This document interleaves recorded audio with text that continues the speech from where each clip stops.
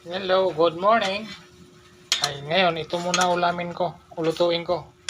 Adobong manok. Adobong manok na may nilagang itlog para dumami. Dumami-dami sila konti. Nilagang manok lang ay nilagang itlog.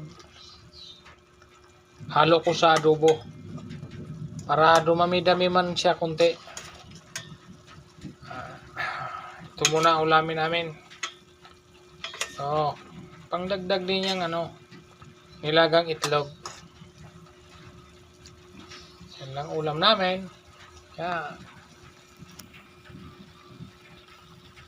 Yan, pakuluin ko lang ng pakuluin hanggang kumunti ang sabaw. Hindi ko na tinubigan to, sariling sabaw na niya to. Para mabilis lang. Maluto